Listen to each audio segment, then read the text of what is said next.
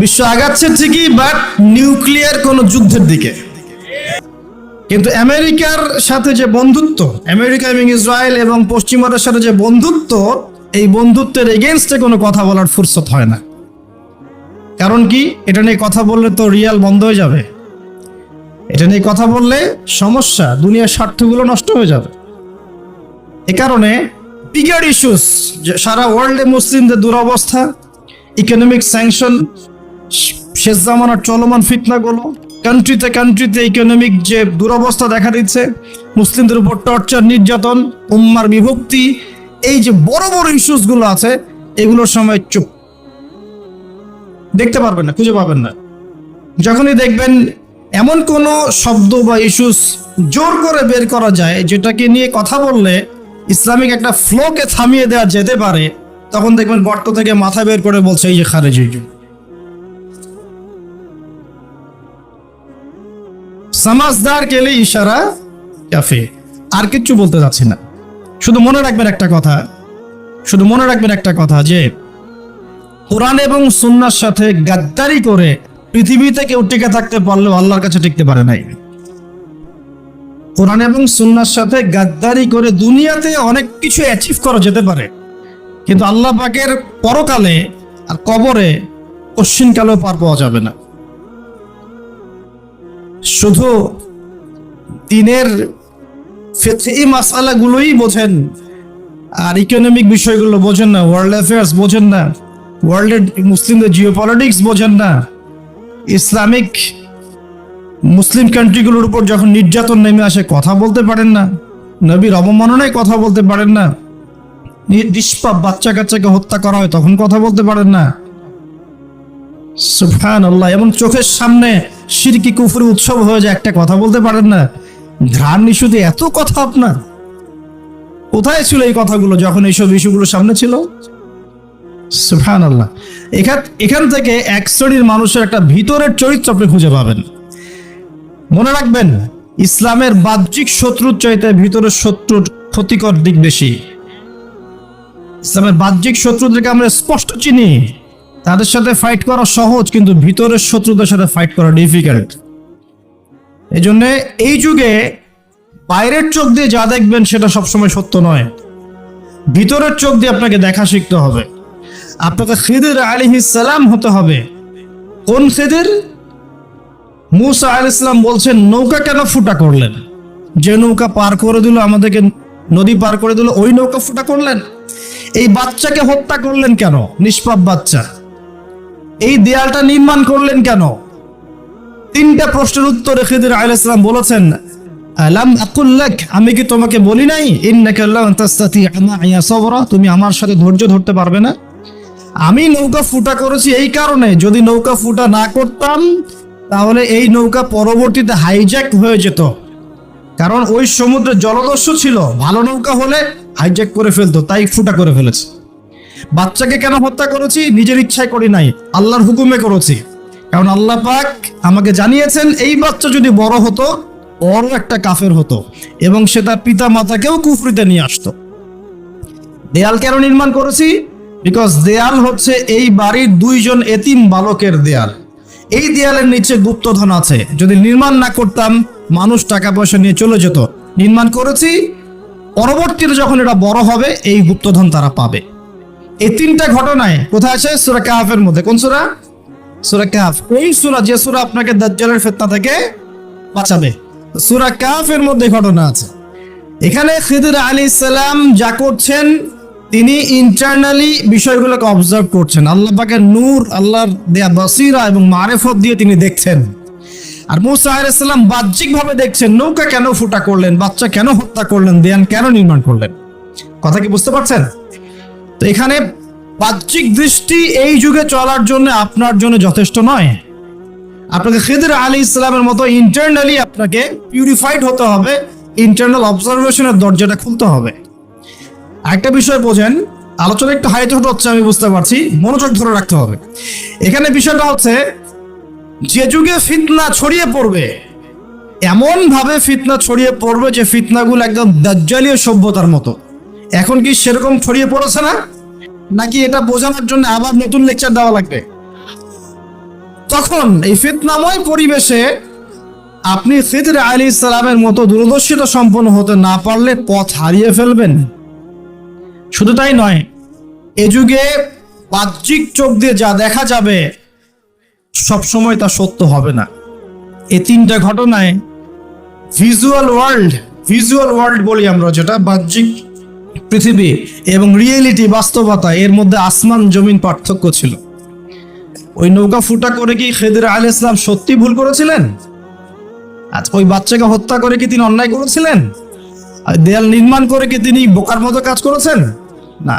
এই ভিজুয়াল ওয়ার্ল্ডে আপনি যা দেখছেন তার সবকিছু সত্য নয়। আপনি দেখছেন বিশ্ব পুরো এগিয়ে যাচ্ছে, তাই না? এটা বাহ্যিক চোখ আপনার, কিন্তু আল্লাহর মারেফত দিয়ে দেখলে আপনি বুঝতে পারতেন বিশ্ব আগাচ্ছে ঠিকই, বাট কিয়ামতের দিকে। বিশ্ব আগাচ্ছে ঠিকই, বাট নিউক্লিয়ার কোন যুদ্ধের দিকে। এখন বলবে ভবিষ্যৎবাণী করে দিল নিউক্লিয়ার যুদ্ধ হবেই তো বলি নাই, বলেছি হওয়ার মুখোমুখি অবস্থা দাঁড়িয়ে আছে। যে কোনো মিলিটারি অ্যাফেয়ার্স যারা পড়াশোনা করে, ভালো মানের পলিটিশিয়ান যারা ইন্টেলেক্ট রাখেন মাথার মধ্যে, শিক্ষিত সমাজ এবং মিলিটারি অ্যাফেয়ার্স যারা বোঝেন, তাদেরকে জিজ্ঞাসা করে দেখি যে আবু তো আদনান ভাই একটা লেকচারে বলেছিল যে সারা ওয়ার্ল্ড নাকি নিউক্লিয়ার যুদ্ধের দ্বার প্রান্তে দাঁড়িয়ে আছে, কথাটা কতটুকু সত্য?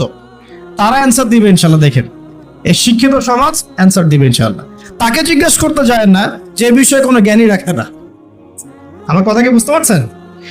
যারা এই সেক্টরে পণ্ডিত তাদেরকে জিজ্ঞাসা করেন, তারা বলবে যে হ্যাঁ, এটা মুখোমুখি দাঁড়িয়ে আছে, যে কোনো সময় হতে পারে। আমরা নিউক্লিয়ার যুদ্ধ হবে কিনা তা তো আর আমরা কোরআন সুন্নাহয় পাইনি।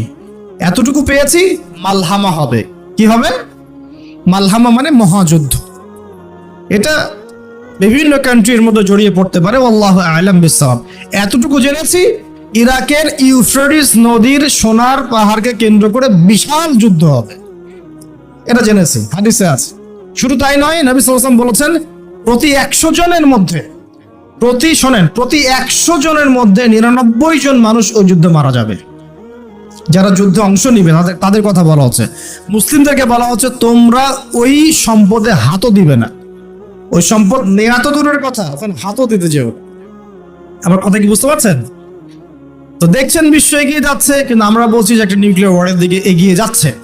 দেখছেন ইকোনমিক্যালি আমরা খুব সমৃদ্ধ হচ্ছি, সারা বিশ্ব, তাই না?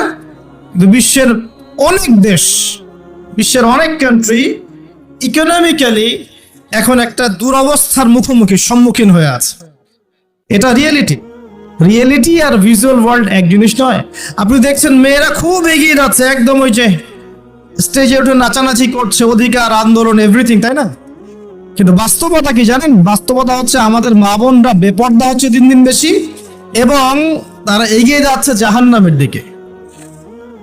আর নবীজি বলেছেন এই কথাই, শেষ জামানায় 100টি নারী বের হবে, নিসাউন মহিলা, ক্যাসিয়াতুন যারা কাপড় পরে থাকবে, আরিয়াতুন তারপরেও নগ্ন হবে, কাপড় পরেও নগ্ন থাকবে, এবং তারা অন্যকে আকৃষ্ট করবে, যে সিডিউস করবে, এবং অন্যের দিকেও আকৃষ্ট হবে, মানে নিজেও সিডিউস হবে।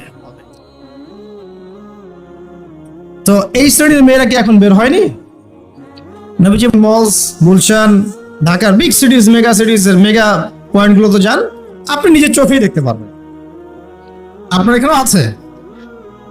আচ্ছা, যাই হোক, হ্যাঁ থাকতেই পারে, কারণ এগুলো তো এখন ছড়িয়ে পড়েছে কিভাবে? এই যে মোবাইল ফোনের মাধ্যমে। এমন কোনো জায়গা নাই এখন, বিশ্বের এমন কোনো জায়গা নাই যেখানে এই ফিতনাগুলো আসলে ছড়িয়ে পড়ে নাই। সো তারা ছড়িয়ে পড়েছে। এখন নবী সাল্লাল্লাহু আলাইহি ওয়াসাল্লাম এটাই বলছেন যে মেয়েরা পোশাক পরিবর্তন হয়ে যাবে, ছেলেরা মেয়ের পোশাক পরবে, মেয়েরা ছেলের পোশাক পরবে। পরে নাই? আর কোন নিদর্শনের জন্য অপেক্ষা করছেন? শুধু পোশাক পরিবর্তন মানে বাহ্যিক পোশাক নয়, এখানে আপনার সমাজের ফাংশনাল রোলটাও চেঞ্জ হয়ে যাবে। মেয়েরা ছেলেদের জায়গায় আসবে, ছেলেরা মেয়েদের জায়গায় আসবে। এসেছে কি আসে নাই? আচ্ছা, একটা বড় সাইন বলেছেন নবী সাল্লাল্লাহু আলাইহি ওয়াসাল্লাম লাস্ট ডে বা কিয়ামতের, সেটা হলো যে সমাজের সবচেয়ে নিম্ন শ্রেণীর মানুষ, মানে যাদের পরনে কাপড় ছিল না এবং পায়ে স্যান্ডেল ছিল না, বড় লোকদের কথা বলা হচ্ছে না এই হাদিসের মধ্যে। এখানে বলা হচ্ছে যে আনতারাল হুফাতাল উরাতাল আলাতা রিয়া আশ-শাই ইয়াতাতাওয়ালুনা ফিল বুনিয়ান, এখানে এমন মানুষের কথা বলা হচ্ছে যারা নগ্ন পদের, খালি পায়ের, স্যান্ডেল কেনার টাকা নাই, খালি গায়ের মানে কাপড় কেনার টাকা নাই এবং রাখাল শ্রেণীর মানুষ, তারা কি করবে? ইয়াতাতাওয়ালুনা ফিল বুনিয়ান, উঁচু উঁচু কনস্ট্রাকটিভ বিল্ডিংস নির্মাণের প্রতিযোগিতা করবে। হয়েছে কি হয়নি? কিভাবে সম্ভব হলো? রিবা, সুদের মধ্য দিয়ে, এবং করাপশন, অন্যের সম্পদ আত্মসাতের মধ্য দিয়ে। হয়েছে কি হয় নাই? তো আর কোন নিদর্শনের জন্য অপেক্ষা করছে? একটা একটা করে বলতে গেলে সারা রাত চলে যাবে। মূল কথা হচ্ছে ফিতনাময় পরিবেশের মধ্যে যেখানে এরকম দাজ্জালীয় সবকিছু দেখা যায়, আপনার বাইরের চোখ দিয়ে না দেখে ভিতরের চোখ দিয়ে বুঝতে হবে, তখন দেখবেন এখানে বাস্তবতা এবং ভিজুয়াল ওয়ার্ল্ডের মধ্যে আকাশ পাতাল পার্থক্য আছে। আপনি দেখছেন হ্যাঁ মেয়েরা এগিয়ে যাচ্ছে, আমরা বলছি বাস্তবতা হচ্ছে মেয়েরা জাহান্নামের দিকে যাচ্ছে এগিয়ে। আপনি দেখছেন যে হ্যাঁ খুব সুন্দর ইকোনমিক প্রোগ্রেস, আদতে কি হচ্ছে? আদতে পুরো ইকোনমিক স্যাংশনের মধ্যে আমরা পড়ে আছি, অবস্থা খারাপ। আপনি দেখছেন সারা ওয়ার্ল্ড খুব এগিয়ে, মঙ্গলে, চাঁদে কি একটা অবস্থা, কিন্তু আদতে কি হচ্ছে? পুরো কিয়ামতের দিকে বিশ্ব এগিয়ে যাচ্ছে। দেখছেন মুসলিম উম্মাহ খুবই নারে তাকবীর আল্লাহু আকবার একদম, তাই না আমাদের অবস্থা? কিন্তু বাস্তবতা কি? বাস্তবতা হচ্ছে পুরো বিশ্ব জুড়ে মুসলিমদের এখন একটা অধঃপতনের সময় চলছে প্রতিটা সেক্টরে। এটা সেই যুগ না যেটাতে উমর রাদিয়াল্লাহু আনহুর যুগে আমরা বসে পুরো বিশ্ব শাসন করতাম, সেটা কি এই যুগ? এই যুগ নয়। বরং নবীজি বলছেন বাদা আল ইসলাম গরিবান ওয়া সায়াউদু কামা বাদা, ইসলাম শুরু হয়েছিল অপরিচিত ভাবে, গরীব ভাবে, ওয়া সায়াউদু কামা বাদা, এবং আবার শীঘ্রই সে সেই অপরিচিত জায়গায় ফিরে আসবে। অপরিচিত জায়গায় ফিরে আসবে, গরীব জায়গায়। আপনি পরিবারে ইসলাম পালন করতে যান, পরিবারের মধ্যে আপনি গরীব হয়ে যাবেন, অপরিচিত হয়ে যাবেন। সমাজে পালন করতে যান, আমি কোন ইসলামের কথা বলছি? ওই গোলালু মার্কা ইসলাম না, যেটা সব তরকারি দিয়ে চলে, ওটার কথা বলছি না। যে ইসলাম ফলো করলে আপনার হাতে আগুন ধরে রাখার মতো অবস্থা হয়, ওটা ফলো করেন, সমাজে আপনি বিচ্ছিন্ন হয়ে যাবেন।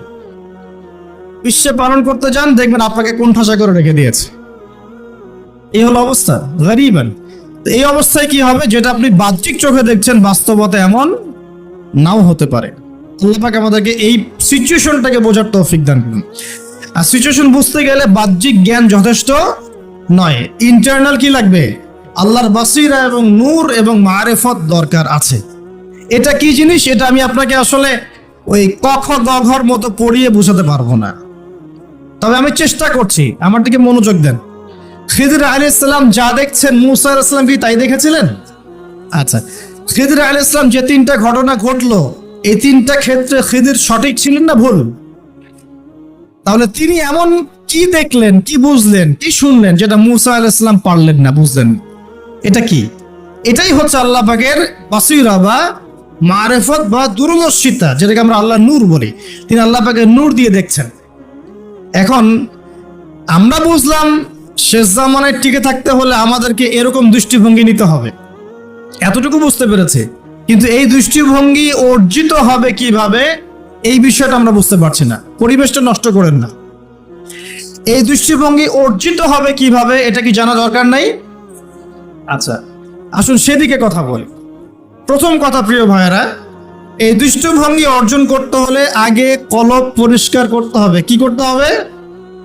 আচ্ছা, এটা কিভাবে হবে? সার্ফ এক্সেল দিয়ে ঘষবেন?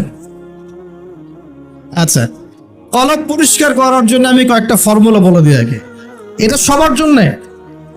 এবং বিশ্বাস করেন, এখন আমরা সমাজে যারা বসবাস করি, বেশিরভাগ আমরা মৃত কলব নিয়ে বসবাস করি। বেশিরভাগ। যদি কলব জিন্দাই হতো তাহলে হক বাতিল চিনতে পারতাম না। যদি কলব জিন্দাই থাকতো তাহলে কি দুনিয়ার এই মোহের মধ্যে ব্যস্ত থাকি? যদি কলব জিন্দা থাকতো সারাদিন তাহলে দুনিয়ার ফিকিরে ব্যস্ত থাকতে পারি। যদি কলব জীবিতই থাকে তাহলে কাউকে দাফন করার পরে দুনিয়াবি খোশ গল্পে কেউ মত্ত হতে পারে। যদি কলব জিন্দা থাকে তাহলে কেউ মানুষকে ঠকাতে পারে, মাপে কম দিতে পারে, কেউ কি গোপনে পাপ করতে পারে, কেউ কি অন্যের সম্পদ আত্মসাৎ করতে পারে।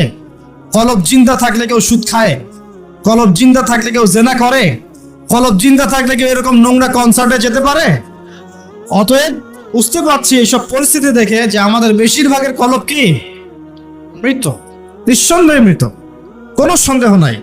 নবী সাল্লাল্লাহু আলাইহি ওয়াসাল্লাম বলছেন, যখন আদম সন্তান একটা পাপ করে তখন কলবের মধ্যে একটা স্পট বা দাগ পড়ে, কালো একটা স্পট বা দাগ পড়ে।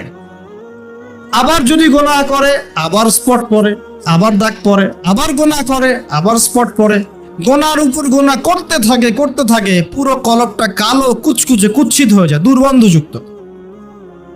অনেস্টলি বলেন তো দেখি, অনেস্টলি বলেন যে আমাদের কলবগুলো এখন এরকম না? আমরা কন্টিনিউয়াসলি পাপ করি না? কতবার দিনে আস্তাগফিরুল্লাহ ওয়া আতুবু ইলাইহি পড়ি, কতবার? নবী সাল্লাল্লাহু আলাইহি ওয়াসাল্লাম এমন একজন ব্যক্তি যার আগের গুনাহ মাফ, পরের গুনাহও মাফ, তারপরেও তিনি দিনে 100 বার বলতেন আস্তাগফিরুল্লাহ ওয়া আতুবু ইলাইহি। আমাদের তো প্রয়োজন হয় না, কারণ আমাদের তো আমাদের সবার না, অনেকের অ্যাটিটিউডটা এমন যে সে জান্নাতে অলরেডি চলে গেছে এবং তার দল, তার সংগঠন অলরেডি জান্নাতে চলে গেছে। আপনার যদি লিজ লাগে আপনি আসেন, আমার কাছে ফর্ম পূরণ করেন, আপনাকে দিয়ে দিব জান্নাত। এমন অ্যাটিটিউড নাই? এই অ্যাটিটিউডটা কিন্তু ইহুদিদের দর্শন। ওরা এরকম মনে করতো যে আমরা আল্লাহর সিলেক্টেড বান্দা, ইলেক্টেড বান্দা, যদি জাহান্নামে যাইও তাহলে অল্প কয়েকদিন থাকবো, তারপর বেরো চলে আসবো। হ্যাঁ, এই কথা সূরা বাকারায় আছে, পড়ে দেখেন তো। দেখুন প্রিয় ভাইয়েরা, কলব পরিষ্কারটা সবচেয়ে ইম্পর্টেন্ট জিনিস। এখন মানুষ বলতে পারে সুফিজমের আলোচনা করছি। হ্যাঁ, সুফিজমের আলোচনা করছি কিনা তা জানি না, তবে আমি আল্লাহর ইহসান নিয়ে কথা বলছি। কি নিয়ে কথা বলছি? হাদিসে জিবরিলের মধ্যে 4টা প্রশ্ন করা হচ্ছে। কয়টা প্রশ্ন? 4টা। তার মধ্যে একটা প্রশ্ন হচ্ছে আখবিরনি আনিল ইহসান, হে মুহাম্মদ সাল্লাল্লাহু আলাইহি ওয়াসাল্লাম আমাকে ইহসান সম্পর্কে বলুন। জিবরাইল আলাইহিস সালাম প্রশ্ন করছেন। কে প্রশ্ন করছেন? ইহসান কি? নবী সাল্লাল্লাহু আলাইহি ওয়াসাল্লাম বলছেন আনতা আবুদাল্লাহ কাআন্নাকা তারাহ, তুমি এমন ভাবে আল্লাহর ইবাদত করবে যেন তুমি আল্লাহকে দেখতে পাচ্ছ।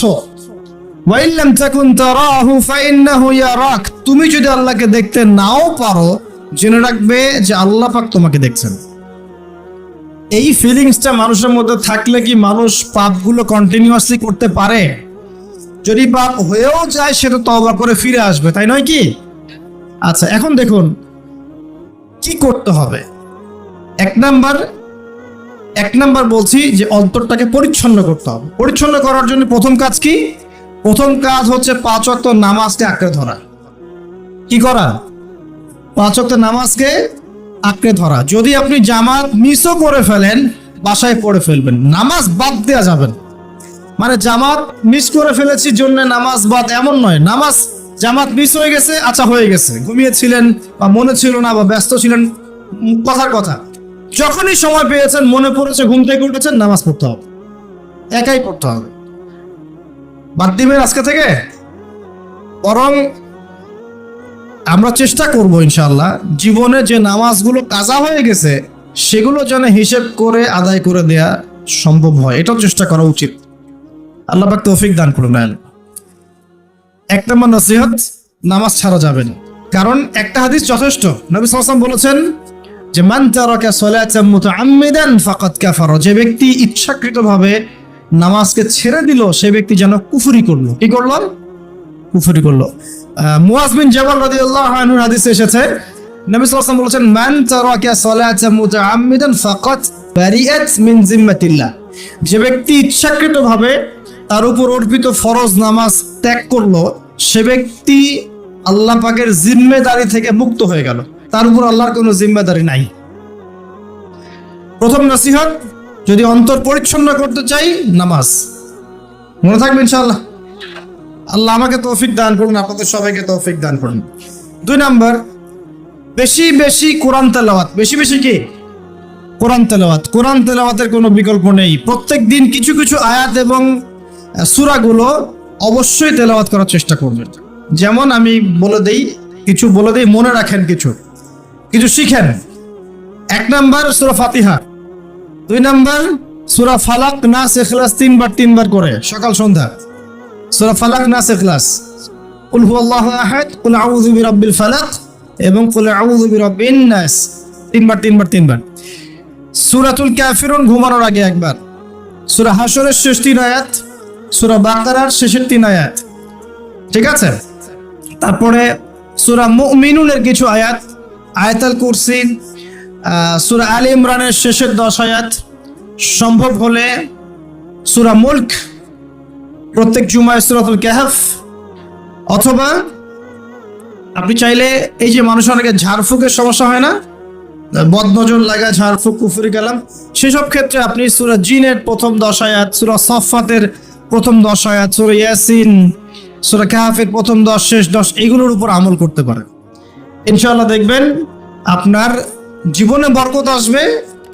আপনি চোখ লাগা, বদনজর, এই যে হিংসুকের হিংসা, চোখ লাগা, বদনজর, কুফরি, তাবিজ কালাম এগুলো থেকে বেঁচে থাকবেন ইনশাআল্লাহ। আল্লাহ পাক আপনার পরিবারকে আপনাকে বাঁচাবে ইনশাআল্লাহ কোরআনের বদৌলতে।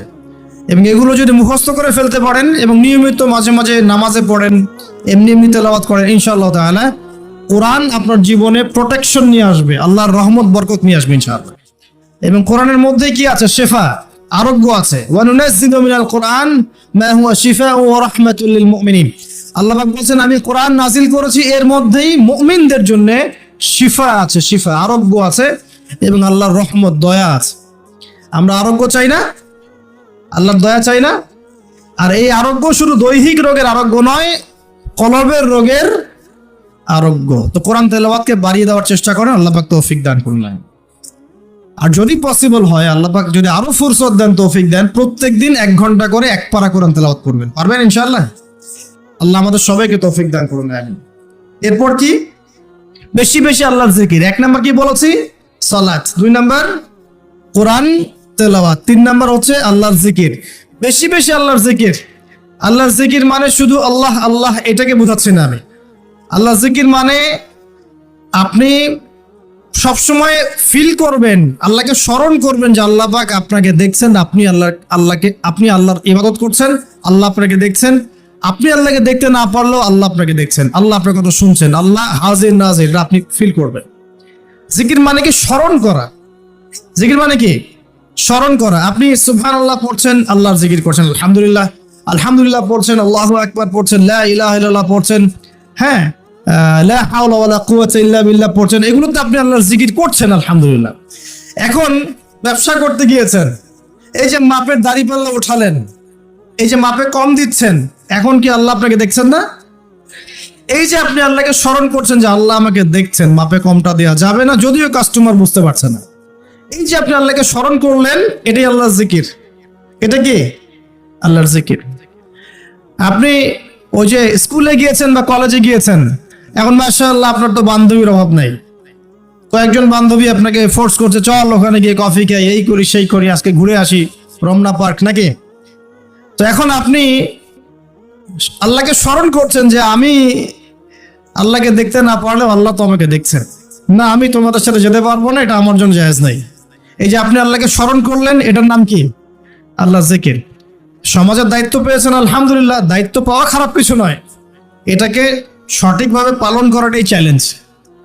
দায়িত্ব পাওয়া খারাপ কিছু নয়, দায়িত্বটাকে সঠিকভাবে পালন করাটা চ্যালেঞ্জ। দায়িত্ব পালন করতে গিয়ে আপনি ন্যায় বিচার করছেন, যখন দেখছেন যে এমন একটা বিচার সামনে চলে আসছে যে এখানে তো সমস্যা, এখানে ন্যায় বিচার করলে আমাকে হয়তো কিছু প্রতিবন্ধকতা শিকার হতে পারে, আর যদি অন্যায় করি তাহলে দুনিয়ার স্বার্থ আছে। এখন আপনি যদি অন্যায়টাকে বেছে নেন, আপনি আল্লাহর জিকির করেন নাই। যদি তখন আপনি ন্যায়টাকে বেছে নেন, আপনি তখন আল্লাহর জিকির করেছেন। আল্লাহর জিকির শুধুমাত্র সুবহানাল্লাহ, আলহামদুলিল্লাহ, তাসবিহ, তাহলিলে নয়, সমাজে চলতে ফিরতে উঠতে বসে সবখানে আল্লাহর জিকির আছে। আল্লাহর স্মরণ, আল্লাহকে স্মরণ করো, আল্লাহ পাক তৌফিক দান করুন। তো জিকির বাড়িয়ে দেই। 4 নাম্বার কি? 4 নাম্বার হচ্ছে জ্ঞান অর্জন। মানে বেশি বেশি কোরআন সুন্নাহর জ্ঞান অর্জন করেন, আল্লাহর নূর মারিফত পাওয়া যাবে ইনশাআল্লাহ। 5 নাম্বার একটা বলে দেই, সেটা হলো আল্লাহওয়ালা মানুষ, যারা আল্লাহওয়ালা মানুষ, আল্লাহর এবং রাসূলের কথা বলেন, যারা মুত্তাকি, পরহেজগার এবং সৎ, এইসব মানুষদের সাথে সংস্পর্শে থাকেন, আল্লাহ পাকের নূর পাওয়া যাবে ইনশাআল্লাহ। আর 5টা কথা বললাম, খালি অনলি 5টা। এগুলোর পাশাপাশি আর 5টা বিষয় আছে, যাওয়া যাবে না। 5টা বিষয়ে যাওয়া যাবে না। 1, হিংসা মনে রাখাই যাবে। মনে যার হিংসা আছে, তার সাথে আল্লাহর নূরের কোনো সম্পর্ক নাই, সে কশ্চিন কালেও খিদির হতে পারবে না। তার বড় বড় ডিগ্রি থাকতে পারে, সার্টিফিকেট থাকতে পারে, মনে হিংসা দিয়ে ভর্তি, কোশ্চিন কালেও আল্লাহ নূর এবং মারেফত অর্জন করতে পারবে না, সম্ভব না। কলবুন সেলিম, বিশুদ্ধ কলব, অবনত চিত্তের কলব না থাকলে এটা সম্ভব নয়। অতএব হিংসা করবেন। এখন তো হিংসার যুগ, এখন তো ওই যে বললাম না, ছেলে মেয়ে হয়ে যাচ্ছে, মেয়ে ছেলে হয়ে যাচ্ছে। এখন মেয়েরা কিন্তু খুব একটা ঝগড়া করে না, মেয়েদের কথাবার্তাগুলো এখন ছেলেদের মতো। বাইরে বের হয়, রিক্সা ডাক দিবে, এই রিক্সা এদিকে আসো, এই সিএনজি এদিকে আসো, ওর গলার ভয়েসটা ছেলেদের মতো। আর ছেলেরা কি করে দেখবেন, যে কোনো একটা ইস্যু পাক বা না পাক, অনলাইনে ফেসবুকে বসে আহলুল কমেন্ট, এখানে দেখবেন সারাদিন ঝগড়া করছে, ঝগড়া করে করে করে লাস্টে বলবে যে আমিন না লিখে কেউ যাবেন না। এই হলো অবস্থা। দেখবেন ঝগড়াটা একটা স্বভাব ছেলেদের মধ্যে আসে। ছেলেটা ঝগড়া করবে কেন? ছেলেরা মারামারি করে সরাসরি নাকি? ছেলেরা কি ঝগড়া করে নাকি? দীর্ঘদিনের ইতিহাস পড়ে দেখেন না আপনি, পুরো ওয়ার্ল্ডের হিস্ট্রি ঘেটে দেখেন, দেখবেন ছেলেদের গায়ের ব্যক্তিত্ব ছিল না। যুদ্ধ বিগ্রহ করবে ছেলেরা, বক্সিং খেলবে ছেলেরা, জিম করবে ছেলেরা, মার্শাল আর্ট শিখবে ছেলেরা, ছেলেরা এগুলো করবে। ছেলেরা চুলকাচুলকি ঝগড়া করে নাকি? চুলাচুলি করে নাকি ছেলেরা? এখন দেখবেন ফেসবুকে ঢুকলেই ছেলেরা কিন্তু মেয়েলি ঝগড়া করে, দেখছেন, খেয়াল করছেন? দেখেন সাইকোলজিক্যাল পরিবর্তন হয়েছে, ছেলেরা মেয়ে হয়ে যাচ্ছে, মেয়েদের মধ্যে সাইকোলজিক্যালি ছেলেদের প্রভাব বিস্তার হচ্ছে। অতএব হিংসায় যায় না, এটা হিংসার যুগ। হাবিল হন, কাবিল হয়েন না। আপনি হাবিল হন, কাবিল হতে চায় না। কারণ কাবিলের আমল নামায় নবী সাল্লাল্লাহু আলাইহি ওয়াসাল্লাম বলেছেন, কিয়ামত পর্যন্ত যত মানুষ খুন হবে, হাদিসটা শোনেন, কিয়ামত পর্যন্ত যত মানুষ খুন হবে, সমস্ত খুনের একটা পাপের অংশ কাবিলের আমল নামায় যুক্ত করা হবে। কারণ কি? কারণ পৃথিবীর ইতিহাসে সেই প্রথম খুনের সিলসিলা চালু করেছিল, সে তার ভাই হাবিলকে হত্যা করেছিল। হাবিল কাবিলের এই সুন্নত এখন নাই, আছে? মুসলিমদের মধ্যে দেখবেন বহু কাবিল ঘুরে বেড়াচ্ছে, আছে না? হাবিলের সুখ ওর ভালো লাগছে না, হাবিলের উন্নতি অগ্রগতি ওর পছন্দ হচ্ছে না, হাবিলের কুরবানি আল্লাহর কাছে কবুল হচ্ছে, ও সহ্য করতে পারছে না, এই জন্য সে কাবিল হয়ে গেছে। এরকম কাবিলের সংখ্যার অভাব নাই তো পৃথিবীতে। আর আমি বারবার বলছি যে ভিতরের শত্রু চেনা খুব ডিফিকাল্ট, বাইরের গুলো চেনা যায়। আমরা দোয়া করি আল্লাহ রাব্বুল আলামিন ভিতর এবং বাহিরের সব ধরনের শত্রুতা থেকে ইসলামকে হেফাজত করুন, আমিন। এবং যারা দুনিয়ার স্বার্থে ইসলামের বিরুদ্ধে শত্রুতা করবে, আল্লাহ পাক ওদের শিকড়টা উপরে ফেলে দেন। সামনে যান। এক নাম্বার কি রাখা যাবে না? হিংসা। একটা কথা বলে শেষ করি, আপনি যদি কারো প্রতি হিংসা করেন তাহলে কি হবে? আপনার ক্ষতি কি? আপনার যত নেক আমল ধ্বংস হয়ে যাবে। হিংসা সেভাবে নেক আমলকে পুড়িয়ে দেয় যেমন করে আগুন কাঠকে পুড়িয়ে দেয়। হাদিস শুনেছেন? হাদিসটা, হিংসা সেভাবে নেক আমলকে পুড়িয়ে দেয় যেভাবে আগুন কাকে পুড়িয়ে দেয়? কাঠকে। আগুন কাঠে আগুন ধরিয়ে দেন, কাঠ বাকি থাকে, কয়লা ছাই হয়ে যাবে। ঠিক একইভাবে আমল নামের নেকি সব ছাই হয়ে যাবে। আর যদি আপনাকে কেউ হিংসা করে, ঈর্ষা করে, মানে ঈর্ষা না, হিংসা করে এবং আপনার দিকে বদনজর দেয়, হ্যাঁ, আপনার ক্ষতি চায়, আপনার সাথে কুফরি করে ইত্যাদি, তাবিজ কবজ করে, তখন আপনারও ক্ষতি হতে পারে। চোখ লাগলে, বদনজর হলে, তাবিজ কবজ, আপনার ক্ষতি হতে পারে। আর এই ক্ষতি থেকে আপনি বাঁচবেন কিভাবে? এটা তো আপনার হাতে নাই, তাই না? কেউ যদি আপনাকে ঈর্ষা হিংসা করে, এটা তো আপনার হাতে নাই, আছে? নাই। একটা উপায় হচ্ছে মানুষের থেকে নিজেকে যত পারেন আড়াল করার চেষ্টা করেন। এই যে বারবার বলি না, এত শোডাউনের দরকার নাই, ফেসবুকের দরকার নাই, অনলাইনের এই যে ছবি টবির দরকার নাই, এমনি এমনি বলি না। আমরা চাই যে মানুষ থেকে যতটা পারি আড়াল হতে, যতটা সম্ভব। কারণ এখন তো এর চেয়ে বেশি কিছু পাচ্ছি না, এতে ক্ষতি আছে, মানুষের চোখ লাগে। এখন আপনি বাঁচবেন কিভাবে? প্রতিদিন সূরা ফালাক, সূরা নাস, ইখলাস সকাল সন্ধ্যা 3 বেলা করে, সকাল সন্ধ্যা 3 বার করে সূরা ফালাক, সূরা নাস, সূরা ইখলাস। প্রত্যেক নামাজের পর আয়াতুল কুরসি, ঘুমানোর আগে আয়াতুল কুরসি, সূরা বাকারার শেষের আয়াত, সূরা মুলক। এই যে কোরআনিক চিকিৎসাগুলো আপনি যদি গ্রহণ করেন, ইনশাআল্লাহ তাআলা আপনি চোখ লাগা থেকে বাঁচবেন। ইনশাআল্লাহ ইনশাআল্লাহ আপনি বদনজর থেকে বাঁচবেন, হিংসার কুপ্রভাব থেকে বাঁচবেন ইনশাআল্লাহ। এগুলো কিন্তু হেলা কথা বলছি না, এটা এত মারাত্মক। নবী সাল্লাল্লাহু আলাইহি ওয়াসাল্লাম বলেছেন যে চোখ লাগা বদনজরগুলো এত মারাত্মক, যে একটা জীবন্ত উটকে রান্নার পাত্রে নিয়ে আসতে পারে। এত ডেঞ্জারাস, এত ডেঞ্জারাস। তো হিংসা করবেন না, হিংসার শিকারও যেন না হন। এই জন্য সূরা ফালাককে বেশি বেশি তেলাওয়াত করবেন। কুল আউযু বিরাব্বিল ফালাক মিন শাররি মা খালাক ওয়া মিন শাররি গাসিকিন ইযা ওয়াকাব ওয়া মিন শাররিন নাফাসাতি ফিল উকাদ ওয়া মিন শাররি হাসিদিন ইযা হাসাদ। আমি হিংসুকের হিংসা থেকে আল্লাহ তোমার আশ্রয় চাচ্ছি যখন সে হিংসা করে। পারবেন ইনশাআল্লাহ? আর কি করা যাবে না? আল্লাহর নূর মারিফত পেতে হলে অহংকার করা যাবে না। কি যাবে না? আল্লাহ পাক সব পছন্দ করলে অহংকার পছন্দ করবেন না। আল্লাহ পাক অহংকার পছন্দ করবেন। আল্লাহ পাক অনেক পাপ মাফ করে দিতে পারেন। অহংকার আল্লাহ পাক কঠিন ভাবে ধরেন। আল্লাহ পাক খুব কঠিন ভাবে অহংকারীকে আল্লাহ পাক কখনোই পৃথিবীতে টিকতে দেন নাই। অহংকার আল্লাহ পাকের চাদর, এটা ধরে কেউ টান দিতে পারে না। তো মনের মধ্যে যদি অহংকার থাকে, কোশ্চিন কালেও ডিগ্রি সার্টিফিকেট অর্জন করেও আল্লাহর নূর পাওয়া যাবে। আপনি খিদির হতে পারবেন না, সিচুয়েশন বুঝতেও পারবেন না, সলিউশনও বের করতে পারবেন না। একজন সত্তার কথা বলে দেই, আমি আলোচনা গুটিয়ে নিচ্ছি আস্তে আস্তে ইনশাল্লাহ। একজন সত্তার কথা বলি, ইবলিস নামাজ মনে আছে? ইবলিস, সে কি আল্লাহর একজন আবেদ ছিল না? ইবাদত করে নাই? তার জ্ঞান ছিল না? প্রচন্ড জ্ঞানী ছিল, আল্লাহ পাকের প্রচুর ইবাদত করেছে। কেন জাহান্নামী হল? কি কারণে জাহান্নামী হল? দেখেন, সে আল্লাহ পাকের আদেশকে লঙ্ঘন করেছে, সেজদা করে নাই। এই তো আদম আলাইহিস সালামও তো গাছের কাছে চলে গিয়েছেন। তাহলে আদম আলাইহিস সালামও তো গাছের কাছে গিয়েছেন, আল্লাহ পাকের হুকুমটা লঙ্ঘন হয়ে গেল না? ইবলিসও তো লঙ্ঘন করেছে। তাহলে উভয়ের মাঝে কি পার্থক্য? পার্থক্যটা হচ্ছে আদম আলাইহিস সালাম ভুল করে তওবা করে ফিরে এসেছেন, অহংকার করেন নাই। করেছেন? পক্ষান্তরে ইবলিস ভুল করেও তার উপর অটল থেকেছে। সে বলেছে খলাকতানি মিন নার ওয়া খলাকতাহু মিন তিন। আল্লাহ, আপনি যে আমাকে বলছেন আদমকে সিজদা করতে, আপনি ভুল, আমি সঠিক। নাউজুবিল্লাহ। এই যে ওয়াস্তাকবার, সে উদ্ধত হলো, অহংকার প্রদর্শন করলো। এই একটা কারণেই আল্লাহ পাক কি করেছেন? তাকে চিরস্থায়ী জাহান্নামে দিয়েছেন। কথা কি বুঝতে পারছেন? অতএব অহংকার থাকলে আল্লাহর নূর পাওয়া যাবে না। ইবলিসের ইবাদত ছিল, টিকতে পারে নাই। ওর কিন্তু ইলম ছিল, টিকতে পারে নাই। আল্লাহ বোঝার তৌফিক দান করেন। আর অহংকার মানে এই নয় যে আপনি ভালো জামা পরেছেন, ভালো একটা সুন্দর বাড়ি করেছেন, আপনার জুতাটা সুন্দর, আপনার মানে কিছু জমি জমা আছে, হ্যাঁ, আপনার চলাফেরা, আপনি শৌখিনতা পছন্দ করেন, এটার নাম অহংকার নয়। অহংকার কি? অহংকার হচ্ছে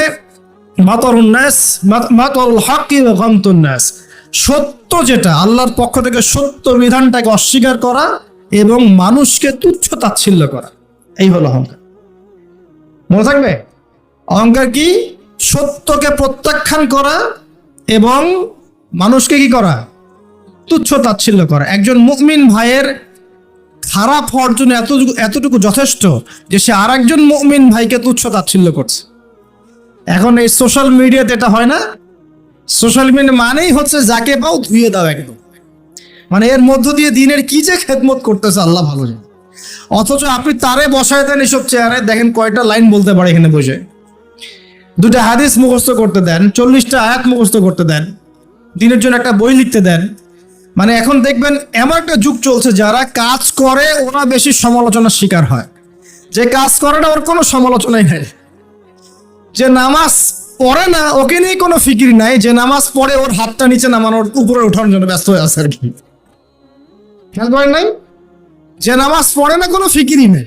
যে বেচারা নামাজ ধরেছে ওকে ডেকে আনা হচ্ছে, এদিকে আসো, তোমার নামাজ ঠিক হয় নাই, নামাজ এই ঠিক করতে হবে, ওই ঠিক করতে হবে। আরে ভাই, যে নামাজ পড়ে না ওর কাছে যাও, তুমি ওকে নামাজি বানাও। আর যারা মেহনত করে মানুষকে নামাজি বানায়, দেখবেন এই লোকগুলোকে টার্গেট করে ধরে ধরে নামাজ ঠিক করতেছে। যুক্তিও আছে আবার। যুক্তিটা কি বলছে? যে নামাজ পড়ে না ওর তো হিসেব আরো ডেঞ্জারাস। যে নামাজ পড়ে না ওর কথা বাদ, যে নামাজ পড়ছে ও তো পরিশ্রম করেও রিওয়ার্ড নাকি পাচ্ছে না, এই কারণে ওকে নিয়ে বেশি চিন্তা আমাদের।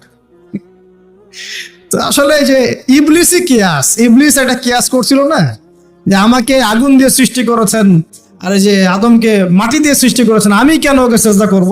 এই কিয়াসগুলো বাতিল কিয়াস। আরে ভাই, সে তো নামাজ পড়ছে, অ্যাটলিস্ট সে তো নামাজ পড়ছে, কে বললো যে এই ইখতিলাফি মাসালাগুলোর কারণে নামাজই কবুল হবে না? নামাজ কবুল করার দায়িত্ব কি আপনি নিয়েছেন নাকি? নামাজের মধ্যে সবচেয়ে ইম্পর্টেন্ট জিনিসটা কি? আল্লাহর ধ্যান নাকি আল্লাহর মারেফত, নামাজের মনোযোগ, কনসেন্ট্রেশন, আপনার এই যে কি বলে খুশু, এটা বেশি ইম্পর্টেন্ট না?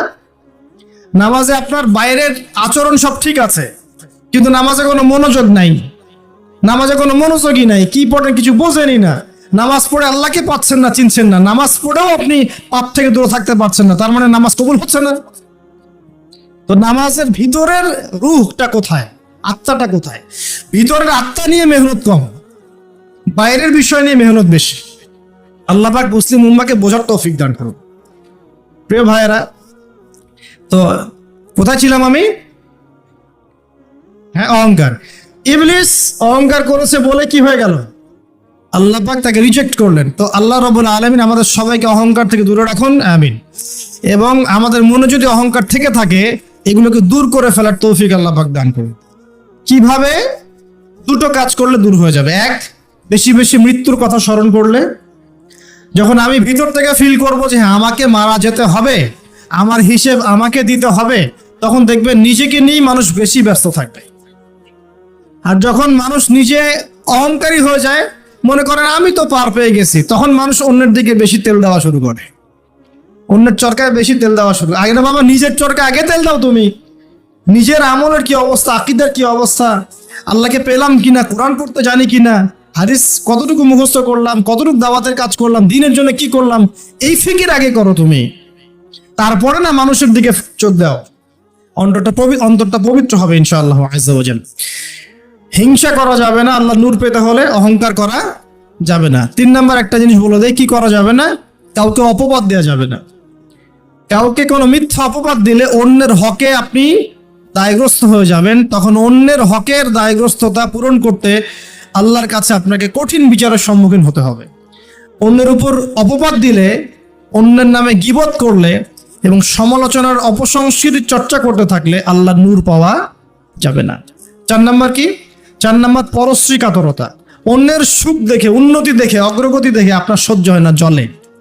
ঠিক আছে? এইরকম মিন মাইন্ডেড, মানে ছোট লোকের মনোভাব থাকলে কোশ্চিন কালে নূর কলবে আসবে না। আর 5 নাম্বারটা হচ্ছে মানুষের প্রতি দয়ালু হতে হবে। কি হতে হবে? দয়ালু। দয়ালু মানে কি? যে সবাইকে আগে নিজের ভাই মনে করতে হবে। একজন ব্যক্তি পলিটিশিয়ান হোক, মিলিটারি সেক্টরে থাকুক, পুলিশ হোক, বিজিবি হোক, আনসার হোক, সাধারণ মানুষ হোক, যুবক যুবতী, কিশোর কিশোরী যেই হোক, এদেশের সবাই আমার আপন ভাইয়ের মতো, সবাই আমাদের ভাই, সবাই মুসলিম ভাই। হ্যাঁ, ওদের মধ্যে মাযহাবী পার্থক্য থাকতে পারে, তরিকার পার্থক্য থাকতে পারে, পলিটিক্যালি পার্থক্য থাকতে পারে, মতাদর্শের পার্থক্য কি থাকতে পারে না? থাকতে পারে। সবার মত কি একরকম হতেই হবে? কিন্তু তারা সবাই আমার মুসলিম ভাই। যতক্ষণ পর্যন্ত না তারা প্রকাশ্য কোনো কুফরির ঘোষণা দিয়েছে, ততক্ষণ পর্যন্ত কি সবাই মুসলিম ভাই। আগে সবাইকে ভাই মনে করে জনদরদিত হতে হবে। আগে সবার ভালোটা বুঝতে গেলে আগে জনদরদিত হতে হবে, রহম দিলওয়ালা হতে হবে। আপনি হকের উপর থাকবেন, ন্যায়টা ন্যায় হবে, অন্যায় অন্যায়। ন্যায় যদি আমার দুশ্মনও করে সেটাও ন্যায়, আর অন্যায় যদি আমার বাড়ির লোক করে সেটাও অন্যায়। একটা সৎ অন্তর লাগবে তো আগে। এই রহম দিলওয়ালা না হতে পারলে খিদির হওয়া যাবে না। কারণ আল্লাহ পাক খিদির সম্পর্কে বলেছেন যে আমি খিদির আলাইহিস সালামকে আমার পক্ষ থেকে রহমত দিয়েছিলাম, দয়া দিয়েছিলাম। সুবহানাল্লাহ। ওয়া আল্লামনাহু মিন লাদুন্না ইলমা, এবং আমি আল্লাহ খিদিরকে আমার পক্ষ থেকে জ্ঞান শিক্ষা দিয়েছিলাম। তো এই কয়েকটা বিষয় করা যাবে, আর কিছু কিছু বিষয় করা যাবে না। এগুলো যদি মেনে চলতে পারি ইনশাআল্লাহ আমাদের কলবের মধ্যে আল্লাহর পক্ষ থেকে আল্লাহর নূর আসবে ইনশাআল্লাহ। সেটা হলো কোরআন একটা সূরা আছে, সূরার নামই হচ্ছে সূরা নূর। কি নাম? এই সূরার উপর যদি আপনি আমি আমল করতে পারি ইনশাআল্লাহ তাআলা আল্লাহর নূর এবং মারিফত পাওয়া যাবে। কেন পেতে হবে এগুলো? কারণ এগুলো পেলে আমরা সেটা দেখবো যা সবাই দেখতে পারবে না, আমরা সেটা শুনবো সবাই সেটা শুনবে না, আপনি সেটা উপলব্ধি করবেন সবাই সেটা উপলব্ধি করতে পারবে না। বাহ্যিকভাবে সবাই একটা কিছু বুঝবে, কিন্তু এখন বলবে ভবিষ্যৎবাণী করে দিল নিউক্লিয়ার যুদ্ধ হবেই তো বলি নাই, বলেছি হওয়ার মুখোমুখি অবস্থা দাঁড়িয়ে আছে। যে কোনো মিলিটারি অ্যাফেয়ার্স যারা পড়াশোনা করে, ভালো মানের পলিটিশিয়ান যারা, যারা ইন্টেলেক্ট রাখেন মাথার মধ্যে, শিক্ষিত সমাজ এবং মিলিটারি অ্যাফেয়ার্স যারা বোঝেন, তাদেরকে জিজ্ঞাসা করে দেখি যে আবু তো আদনান ভাই একটা লেকচারে বলেছিল যে সারা ওয়ার্ল্ড নাকি নিউক্লিয়ার যুদ্ধের দ্বার প্রান্তে দাঁড়িয়ে আছে, কথাটা কতটুকু সত্য? তারা অ্যান্সার দিবে ইনশাল্লাহ। দেখেন, এই শিক্ষিত সমাজ অ্যান্সার দিবে ইনশাল্লাহ। তাকে জিজ্ঞেস করতে যায় না যে বিষয়ে কোনো জ্ঞানী রাখে না। আমার কথা কি বুঝতে পারছেন? যারা এই সেক্টরে পণ্ডিত তাদেরকে জিজ্ঞাসা করেন, তারা বলবে যে হ্যাঁ, এটা মুখোমুখি দাঁড়িয়ে আছে, যে কোনো সময় হতে পারে, হতে পারে, হতে পারে। আমরা নিউক্লিয়ার যুদ্ধ হবে কিনা তা তো আর আমরা কোরআন সুন্নাহয় পাইনি, এতটুকু পেয়েছি মালহামা হবে। কি হবে? মালহামা মানে মহাযুদ্ধ। এটা বিভিন্ন কান্ট্রির মধ্যে জড়িয়ে পড়তে পারে, আল্লাহু আ'লাম বিসসাওয়াব। এতটুকু জেনেছি, ইরাকের ইউফ্রেটিস নদীর সোনার পাহাড়কে কেন্দ্র করে বিশাল যুদ্ধ হবে, এটা জেনেছি, হাদিসে আছে। শুধু তাই নয়, নবী সাল্লাল্লাহু আলাইহি ওয়াসাল্লাম বলেছেন প্রতি 100 জনের মধ্যে, প্রতি 100 জনের মধ্যে 99 জন মানুষ ওই যুদ্ধে মারা যাবে। যারা যুদ্ধে অংশ নিবে তাদের কথা বলা হচ্ছে। মুসলিমদেরকে বলা হচ্ছে তোমরা ওই সম্পদে হাতও দিবে না। ওই সম্পদ নেওয়া তো দূরের কথা, ওখানে হাতও দিতে যেও না। আমার কথা কি বুঝতে পারছেন? তো দেখছেন বিশ্ব এগিয়ে যাচ্ছে, কিন্তু আমরা বলছি যে একটা নিউক্লিয়ার ওয়ারের দিকে এগিয়ে যাচ্ছে। দেখছেন ইকোনমিক্যালি আমরা খুব সমৃদ্ধ হচ্ছি, সারা বিশ্ব, তাই না? কিন্তু বিশ্বের অনেক দেশ, বিশ্বের অনেক কান্ট্রি ইকোনমিক্যালি এখন একটা দুরবস্থার সম্মুখীন হয়ে আছে। এটা রিয়েলিটি আর ভিজুয়াল ওয়ার্ল্ড এক জিনিস নয়। আপনি দেখছেন মেয়েরা খুব এগিয়ে যাচ্ছে, একদম ওই যে স্টেজে উঠে নাচানাচি করছে, অধিকার আন্দোলন এভরিথিং, তাই না? কিন্তু বাস্তবতা কি জানেন? বাস্তবতা হচ্ছে আমাদের মা বোনরা বেপর্দা হচ্ছে দিন দিন বেশি, এবং তারা এগিয়ে যাচ্ছে জাহান্নামের দিকে। আর নবীজি বলেছেন এই কথাই, শেষ জামানায় এক শ্রেণীর নারী বের হবে, নিসাউন, মহিলা, ক্যাসিয়াতুন, যারা কাপড় পরে থাকবে, আরিয়াতুন, তারপরেও নগ্ন হবে, কাপড় পরেও নগ্ন থাকবে, এবং তারা অন্যকে আকৃষ্ট করবে, যে সিডিউস করবে, এবং অন্যের দিকেও আকৃষ্ট হবে, মানে নিজেও সিডিউস হবে। তো এই শ্রেণীর মেয়েরা কি এখন বের হয়নি? নবীজি মলস, গুলশান, ঢাকার বিগ সিটিজ, মেগা সিটিজের মেগা পয়েন্টগুলো তো যান, আপনি নিজের চোখেই দেখতে পারবেন। আপনার এখানে আছে। আচ্ছা, যাই হোক, হ্যাঁ, থাকতেই পারে, কারণ এগুলো তো এখন ছড়িয়ে পড়েছে কিভাবে? এই যে মোবাইল ফোনের মাধ্যমে। এমন কোনো জায়গা নাই এখন, বিশ্বের এমন কোনো জায়গা নাই যেখানে এই ফিতনাগুলো আসলে ছড়িয়ে পড়ে নাই। সো তারা ছড়িয়ে পড়েছে। এখন নবী সাল্লাল্লাহু আলাইহি ওয়াসাল্লাম এটাই বলছেন যে মেয়েরা পোশাক পরিবর্তন হয়ে যাবে, ছেলেরা মেয়ের পোশাক পরবে, মেয়েরা ছেলের পোশাক পরবে, পরে নাই। আর কোন নিদর্শনের জন্য অপেক্ষা করছেন? শুধু পোশাক পরিবর্তন মানে বাহ্যিক পোশাক নয়, এখানে আপনার সমাজের ফাংশনাল রোলটাও চেঞ্জ হয়ে যাবে। মেয়েরা ছেলেদের জায়গায় আসবে, ছেলেরা মেয়েদের জায়গায় আসবে। এসেছে কি আসে নাই? আচ্ছা, একটা বড় সাইন বলেছেন নবী সাল্লাল্লাহু আলাইহি ওয়াসাল্লাম লাস্ট ডে বা কিয়ামতের, সেটা হলো যে সমাজের সবচেয়ে নিম্ন শ্রেণীর মানুষ, মানে যাদের পরনে কাপড় ছিল না এবং পায়ে স্যান্ডেল ছিল না, বড় লোকদের কথা বলা হচ্ছে না এই হাদিসের মধ্যে। এখানে বলা হচ্ছে যে আনতারাল হুফাতাল উরাতাল আলাতা রিয়া আশ-শাই ইয়াতাতাওয়ালুনা ফিল বুনিয়ান। এখানে এমন মানুষের কথা বলা হচ্ছে যারা নগ্ন পদের, খালি পায়ের, স্যান্ডেল কেনার টাকা নাই, খালি গায়ের মানে কাপড় কেনার টাকা নাই, এবং রাখাল শ্রেণীর মানুষ। তারা কি করবে? ইয়াতাতাওয়ালুনা ফিল বুনিয়ান, উঁচু উঁচু কনস্ট্রাকটিভ বিল্ডিংস নির্মাণের প্রতিযোগিতা করবে। হয়েছে কি হয়নি? কিভাবে সম্ভব হলো? রিবা, সুদের মধ্য দিয়ে, এবং করাপশন, অন্যের সম্পদ আত্মসাতের মধ্য দিয়ে। হয়েছে কি হয় নাই? তো আর কোন নিদর্শনের জন্য অপেক্ষা করছে? একটা একটা করে বলতে গেলে সারা রাত চলে যাবে। মূল কথা হচ্ছে ফিতনাময় পরিবেশের মধ্যে, যেখানে এরকম দাজ্জালীয় সবকিছু দেখা যায়, আপনার বাইরের চোখ দিয়ে না দেখে ভিতরের চোখ দিয়ে বুঝতে হবে, তখন দেখবেন এখানে বাস্তবতা এবং ভিজুয়াল ওয়ার্ল্ডের মধ্যে আকাশ পাতাল পার্থক্য আছে। আপনি দেখছেন হ্যাঁ মেয়েরা এগিয়ে যাচ্ছে, আমরা বলছি বাস্তবতা হচ্ছে মেয়েরা জাহান্নামের দিকে যাচ্ছে এগিয়ে।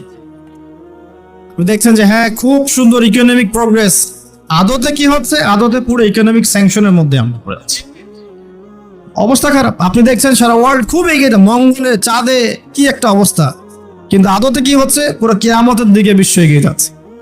দেখছেন মুসলিম উম্মাহ খুবই নারে তাকবীর আল্লাহু আকবার একদম, তাই না আমাদের অবস্থা? কিন্তু বাস্তবতা কি? বাস্তবতা হচ্ছে পুরো বিশ্ব জুড়ে মুসলিমদের এখন একটা অধঃপতনের সময় চলছে প্রতিটা সেক্টরে। এটা সেই যুগ না যেটাতে উমর রাদিয়াল্লাহু আনহুর যুগে আমরা বসে পুরো বিশ্ব শাসন করতাম, সেটা কি এই যুগ? এই যুগ নয়। বরং নবীজি বলছেন বাদাল ইসলাম গরিবান ওয়া সায়াউদু কামা বাদা। ইসলাম শুরু হয়েছিল অপরিচিত ভাবে, গরীব ভাবে, ওয়া সায়াউদু কামা বাদা, এবং আবার শীঘ্রই সে সেই অপরিচিত জায়গায় ফিরে আসবে। অপরিচিত জায়গায় ফিরে আসবে, গরীব জায়গায়। আপনি পরিবারে ইসলাম পালন করতে যান, পরিবারের মধ্যে আপনি গরীব হয়ে যাবেন, অপরিচিত হয়ে যাবেন। সমাজে পালন করতে যান, আমি কোন ইসলামের কথা বলছি? ওই গোলালু মার্কা ইসলাম না, যেটা সব তরকারিতেই চলে, ওটার কথা বলছি না। যে ইসলাম ফলো করলে আপনার হাতে আগুন ধরে রাখার মতো অবস্থা হয়, ওটা ফলো করেন, সমাজে আপনি বিচ্ছিন্ন হয়ে যাবেন। বিশ্বে পালন করতে যান, দেখবেন আপনাকে কোণঠাসা করে রেখে দিয়েছে। এই হলো অবস্থা, গরিবান। এই অবস্থায় কি হবে? যেটা আপনি বাহ্যিক চোখে দেখছেন, বাস্তবতা এমন নাও হতে পারে। আল্লাহ পাক আমাদেরকে এই সিচুয়েশনটাকে বোঝার তৌফিক দান করুন। আর সিচুয়েশন বুঝতে গেলে বাহ্যিক জ্ঞান যথেষ্ট নয়, ইন্টারনাল কি লাগবে? আল্লাহর বাসিরা এবং নূর এবং মারিফত দরকার আছে। এটা কি জিনিস? এটা আমি আপনাকে আসলে ওই ক খ গ ঘর মতো পড়িয়ে বোঝাতে পারবো না, তবে আমি চেষ্টা করছি। আমার দিকে মনোযোগ দেন। খিদির আলাইহিস সালাম যা দেখছেন, মুসা আলাইহিস সালাম কি তাই দেখেছিলেন? আচ্ছা, খিদির আলাইহিস সালাম যে তিনটা ঘটনা ঘটলো, এই তিনটা ক্ষেত্রে খিদির সঠিক ছিলেন না ভুল? তাহলে তিনি এমন কি দেখলেন, কি বুঝলেন, কি শুনলেন যেটা মুসা আলাইহিস সালাম পারলেন না, বুঝলেন? এটা কি? এটাই হচ্ছে আল্লাহ পাকের বাসিরা বা মারিফত বা দূরদর্শিতা, যেটাকে আমরা আল্লাহ নূর বলি। তিনি আল্লাহ পাকের নূর দিয়ে দেখছেন। এখন আমরা বুঝলাম শেষ জামানায় টিকে থাকতে হলে আমাদেরকে এরকম দৃষ্টিভঙ্গি নিতে হবে, এতটুকু বুঝতে পেরেছি। কিন্তু এই দৃষ্টিভঙ্গি অর্জিত হবে কিভাবে, এই বিষয়টা আমরা বুঝতে পারছি না। পরিবেশটা নষ্ট করেন না। এই দৃষ্টিভঙ্গি অর্জিত হবে কিভাবে, এটা কি জানা দরকার নাই?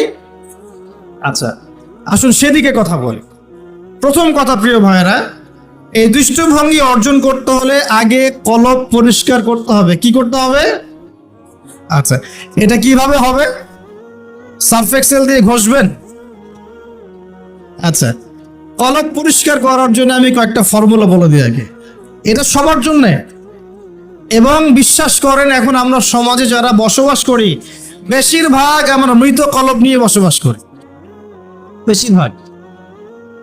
যদি কলব জিন্দাই হতো তাহলে হক বাতিল চিনতে পারতাম না। যদি কলব জিন্দাই থাকতো তাহলে কি দুনিয়ার এই মোহের মধ্যে ব্যস্ত থাকি? যদি কলব জিন্দা থাকতো সারাদিন, তাহলে দুনিয়ার ফিকিরে ব্যস্ত থাকতে পারি। যদি কলব জীবিতই থাকে তাহলে কাউকে দাফন করার পরে দুনিয়াবি খোশ গল্পে কেউ মত্ত হতে পারে। যদি কলব জিন্দা থাকে তাহলে কেউ মানুষকে ঠকাতে পারে, মাপে কম দিতে পারে, কেউ কি গোপনে পাপ করতে পারে, কেউ কি অন্যের সম্পদ আত্মসাৎ করতে পারে। কলব জিন্দা থাকলে কেউ সুদ খায়, কলব জিন্দা থাকলে কেউ জেনা করে, কলব জিন্দা থাকলে কেউ এরকম নোংরা কনসার্টে যেতে পারে। অতএব বুঝতে পারছি এইসব পরিস্থিতি দেখে যে আমাদের বেশিরভাগের কলব কি? মৃত, নিঃসন্দেহে মৃত, কোনো সন্দেহ নাই। নবী সাল্লাল্লাহু আলাইহি ওয়াসাল্লাম বলছেন, যখন আদম সন্তান একটা পাপ করে তখন কলবের মধ্যে একটা স্পট বা দাগ পড়ে, কালো একটা স্পট বা দাগ পড়ে। আবার যদি গুনাহ করে আবার স্পট পড়ে, আবার দাগ পড়ে, আবার গুনাহ করে আবার স্পট পড়ে। গোনার উপর গোনা করতে থাকে, পুরো কলবটা কালো কুচকুচে কুৎসিত হয়ে যায়, দুর্গন্ধযুক্ত। অনেস্টলি বলেন তো দেখি, অনেস্টলি বলেন যে আমাদের কলবগুলো এখন এরকম না? আমরা কন্টিনিউয়াসলি পাপ করি না? কতবার দিনে আস্তাগফিরুল্লাহ ওয়া আতুবু ইলাইহি পড়ি, কতবার? নবী সাল্লাল্লাহু আলাইহি ওয়াসাল্লাম এমন একজন ব্যক্তি যার আগের গুনাহ মাফ, পরের গুনাহ মাফ, তারপরেও তিনি দিনে 100 বার বলতেন আস্তাগফিরুল্লাহ ওয়া আতুবু ইলাইহি। আমাদের তো প্রয়োজন হয় না, কারণ আমাদের তো আমাদের সবার না, অনেকের অ্যাটিটিউডটা এমন যে সে জান্নাতে অলরেডি চলে গেছে এবং তার দল, তার সংগঠন অলরেডি জান্নাতে চলে গেছে। আপনার যদি লিজ লাগে আপনি আসেন, আমার কাছে ফর্ম পূরণ করেন, আপনাকে দিয়ে দিব জান্নাত। এমন অ্যাটিটিউড নাই? এই অ্যাটিটিউডটা কিন্তু ইহুদিদের দর্শন। ওরা এরকম মনে করতো যে আমরা আল্লাহর সিলেক্টেড বান্দা, ইলেক্টেড বান্দা, যদি জাহান্নামে যাইও তাহলে অল্প কয়েকদিন থাকবো, তারপর বেরো চলে আসবো। হ্যাঁ, এই কথা সূরা বাকারায় আছে, পড়ে দেখেন। তো দেখুন প্রিয় ভাইয়েরা, কলব পরিষ্কারটা সবচেয়ে ইম্পর্টেন্ট জিনিস। এখন মানুষ বলতে পারে সুফিজমের আলোচনা করছে। হ্যাঁ, সুফিজমের আলোচনা করছি কিনা তা জানি না, তবে আমি আল্লাহর ইহসান নিয়ে কথা বলছি। কি নিয়ে কথা বলছি? হাদিসে জিবরিলের মধ্যে 4টা প্রশ্ন করা হচ্ছে। কটা প্রশ্ন? 4টা। তার মধ্যে একটা প্রশ্ন হচ্ছে আখবিরনি আনিল ইহসান, হে মুহাম্মদ সাল্লাল্লাহু আলাইহি সাল্লাম আমাকে ইহসান সম্পর্কে বলুন। জিবরাইল আলাইহিস সালাম প্রশ্ন করছেন। কে প্রশ্ন করছেন? ইহসান কি? নবী সাল্লাল্লাহু আলাইহি ওয়াসাল্লাম বলছেন আনতা আবুদাল্লাহ কাআন্নাকা তারাহ, তুমি এমন ভাবে আল্লাহর ইবাদত করবে যেন তুমি আল্লাহকে দেখতে পাচ্ছ। ওয়া ইল্লাম তাকুন তারাহু ফাইন্নাহু ইয়ারাক, তুমি যদি আল্লাহকে দেখতে নাও পারো জেনে রাখবে যে আল্লাহ পাক তোমাকে দেখছেন। এই ফিলিংসটা মানুষের মধ্যে থাকলে কি মানুষ পাপগুলো কন্টিনিউয়াসলি করতে পারে? যদি পাপ হয়েও যায় সেটা তওবা করে ফিরে আসবে, তাই নয় কি? আচ্ছা, এখন দেখুন কি করতে হবে। এক নাম্বার বলছি যে অন্তরটাকে পরিচ্ছন্ন করতে হবে। পরিচ্ছন্ন করার জন্য প্রথম কাজ কি? প্রথম কাজ হচ্ছে 5 ওয়াক্ত নামাজকে আঁকড়ে ধরা। কি করা? 5 ওয়াক্ত নামাজকে আঁকড়ে ধরা। যদি আপনি জামাত মিসও করে ফেলেন, বাসায় পড়ে ফেলবেন, নামাজ বাদ দেওয়া যাবে না। মানে জামাত মিস করে ফেলেছি জন্য নামাজ বাদ এমন নয়। নামাজ জামাত মিস হয়ে গেছে, আচ্ছা হয়ে গেছে, ঘুমিয়েছিলেন বা মনে ছিল না বা ব্যস্ত ছিলেন, কথার কথা, যখনই সময় পেয়েছেন, মনে পড়েছে, ঘুম থেকে উঠেছেন, নামাজ পড়তে হবে, একাই পড়তে হবে। বাদ দিবেন আজকে থেকে? বরং আমরা চেষ্টা করব ইনশাআল্লাহ জীবনে যে নামাজগুলো কাজা হয়ে গেছে সেগুলো যেন হিসেব করে আদায় করে দেয়া সম্ভব হয়, এটাও চেষ্টা করা উচিত। আল্লাহ পাক তৌফিক দান করুন। 1 নম্বর নসিহত, নামাজ ছাড়া যাবে না। কারণ একটা হাদিস যথেষ্ট। নবী সাল্লাল্লাহু আলাইহি ওয়াসাল্লাম বলেছেন যে মান তারাকা সালাতান মুতাআম্মিদান ফাকাদ কাফারা, যে ব্যক্তি ইচ্ছাকৃতভাবে নামাজকে ছেড়ে দিল সে ব্যক্তি যেন কুফরি করলো। কি করলো? কুফরি করলো। মুআজ বিন জাবাল রাদিয়াল্লাহু আনহু হাদিসে এসেছে নবী সাল্লাল্লাহু আলাইহি ওয়াসাল্লাম বলেছেন মান তারাকা সালাতান মুতাআম্মিদান ফাকাদ বারিআত মিন জিম্মাতিল্লাহ, যে ব্যক্তি ইচ্ছাকৃতভাবে তার উপর অর্পিত ফরজ নামাজ ত্যাগ করলো সে ব্যক্তি আল্লাহ পাকের জিম্মেদারি থেকে মুক্ত হয়ে গেল, তার উপর আল্লাহর কোনো জিম্মেদারি নাই। প্রথম নসিহত, যদি অন্তর পরিচ্ছন্ন করতে চাই নামাজ। মনে থাকবে ইনশাআল্লাহ। আল্লাহ আমাকে তৌফিক দান করুন, আপনাদের সবাইকে তৌফিক দান করুন। 2 নম্বর, বেশি বেশি কোরআন তেলাওয়াত। বেশি বেশি কি? কোরআন তেলাওয়াত। কোরআন তেলাওয়াতের কোনো বিকল্প নেই। প্রত্যেক দিন কিছু কিছু আয়াত এবং সূরাগুলো অবশ্যই তেলাওয়াত করার চেষ্টা করবেন। যেমন আমি বলে দেই, মনে রাখেন, কিছু শিখেন। 1 নম্বর সূরা ফাতিহা, 2 নম্বর সূরা ফালাক, নাস, ইখলাস 3 বার করে সকাল সন্ধ্যা। সূরা ফালাক, নাস, ইখলাস, কুল হুয়াল্লাহু আহাদ, কুল আউযু বিরাব্বিল ফালাক এবং কুল আউযু বিরাব্বিন নাস 3 বার। সূরাতুল কাফিরুন ঘুমানোর আগে 1 বার। সূরা হাশরের শেষ 3 আয়াত, সূরা বাকারার শেষের 3 আয়াত, ঠিক আছে? তারপরে সূরা মুমিনুনের কিছু আয়াত, আয়াতুল কুরসি, সূরা আলে ইমরানের শেষের 10 আয়াত, সম্ভব হলে সূরা মুলক, প্রত্যেক জুমায় সূরাতুল কাহফ, অথবা আপনি চাইলে এই যে মানুষ অনেকে ঝাড়ফুঁকের সমস্যা হয় না, বদনজর লাগা, ঝাড়ফুঁক, কুফরি কালাম, সেসব ক্ষেত্রে আপনি সূরা জিনের প্রথম 10 আয়াত, সূরা সফফাতের প্রথম 10 আয়াত, সূরা ইয়াসিন, সূরা কাহফের প্রথম 10, শেষ 10, এগুলোর উপর আমল করতে পারেন। ইনশাআল্লাহ দেখবেন আপনার জীবনে বরকত আসবে।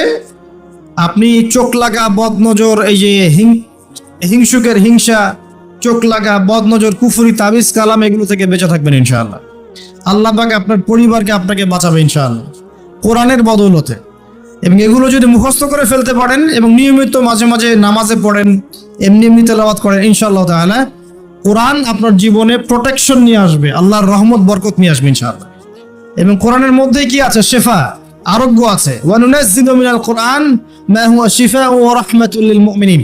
আল্লাহ পাক বলেন আমি কোরআন নাজিল করেছি, এর মধ্যেই মুমিনদের জন্য শিফা আছে, শিফা, আরোগ্য আছে এবং আল্লাহর রহমত, দয়া আছে। আমরা আরোগ্য চাই না, আল্লাহর দয়া চাই না। আর এই আরোগ্য শুধু দৈহিক রোগের আরোগ্য নয়, কলবের রোগের আরোগ্য। তো কোরআন তেলাওয়াতকে বাড়িয়ে দেওয়ার চেষ্টা করেন, আল্লাহ পাক তৌফিক দান করলেন। আর যদি পসিবল হয়, আল্লাহ পাক যদি আরো ফুরসত দেন, তৌফিক দেন, প্রত্যেকদিন 1 ঘন্টা করে 1 পারা কোরআন তেলাওয়াত করবেন। পারবেন ইনশাআল্লাহ? আল্লাহ আমাদের সবাইকে তৌফিক দান করুন। এরপর কি? বেশি বেশি আল্লাহর জিকির। 1 নাম্বার কি বলেছি? সালাত। 2 নাম্বার কোরআন তেলাওয়াত। 3 নাম্বার হচ্ছে আল্লাহর জিকির। বেশি বেশি আল্লাহর জিকির।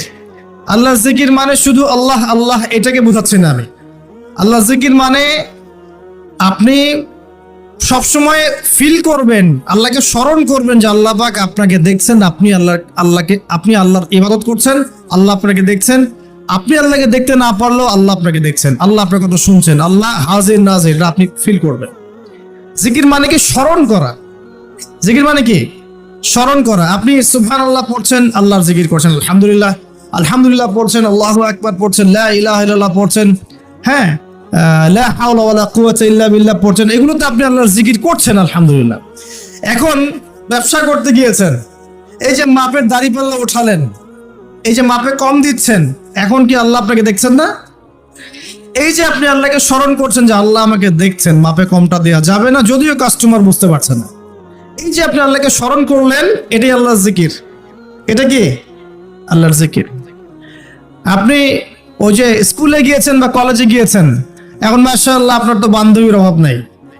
কয়েকজন বান্ধবী আপনাকে ফোর্স করছে, চল ওখানে গিয়ে কফি খাই, এই করি সেই করি, আজকে ঘুরে আসি রমনা পার্ক, নাকি? তো এখন আপনি আল্লাহকে স্মরণ করছেন যে আমি আল্লাহকে দেখতে না পারলেও আল্লাহ তো আমাকে দেখছেন, না আমি তোমাদের সাথে যেতে পারবো না, এটা আমার জন্য জায়েজ নাই। এই যে আপনি আল্লাহকে স্মরণ করলেন, এটার নাম কি? আল্লাহর জিকির। সমাজের দায়িত্ব পেয়েছেন, আলহামদুলিল্লাহ। দায়িত্ব পাওয়া খারাপ কিছু নয়, এটাকে সঠিকভাবে পালন করাটাই চ্যালেঞ্জ। দায়িত্ব পাওয়া খারাপ কিছু নয়, দায়িত্বটাকে সঠিকভাবে পালন করাটা চ্যালেঞ্জ। দায়িত্ব পালন করতে গিয়ে আপনি ন্যায় বিচার করছেন, যখন দেখছেন যে এমন একটা বিচার সামনে চলে আসছে যে এখানে তো সমস্যা, এখানে ন্যায় বিচার করলে আমাকে হয়তো কিছু প্রতিবন্ধকতার শিকার হতে পারে, আর যদি অন্যায় করি তাহলে দুনিয়ার স্বার্থ আছে। এখন আপনি যদি অন্যায়টাকে বেছে নেন, আপনি আল্লাহর জিকির করেন নাই। যদি তখন আপনি ন্যায়টাকে বেছে নেন, আপনি তখন আল্লাহর জিকির করেছেন। আল্লাহর জিকির শুধুমাত্র সুবহানাল্লাহ আলহামদুলিল্লাহ তাসবিহ তাহলিলে নয়, সমাজের চলতে ফিরতে উঠতে বসে সবখানে আল্লাহর জিকির আছে। আল্লাহর স্মরণ, আল্লাহকে স্মরণ কর, আল্লাহ পাক তৌফিক দান করুন। তো জিকির বাড়িয়ে দেই। 4 নাম্বার কি? 4 নাম্বার হচ্ছে জ্ঞান অর্জন। মানে বেশি বেশি কোরআন সুন্নাহর জ্ঞান অর্জন করেন, আল্লাহর নূর মারিফত পাওয়া যাবে ইনশাআল্লাহ। 5 নাম্বার একটা বলে দেই, সেটা হলো আল্লাহওয়ালা মানুষ, যারা আল্লাহওয়ালা মানুষ, আল্লাহর এবং রাসূলের কথা বলেন, যারা মুত্তাকি, পরহেজগার এবং সৎ, এইসব মানুষদের সাথে সংস্পর্শে থাকেন, আল্লাহ পাকের নূর পাওয়া যাবে ইনশাআল্লাহ। আর 5টা কথা বললাম, খালি অনলি 5টা। এগুলোর পাশাপাশি আর 5টা বিষয় আছে, যাওয়া যাবে না।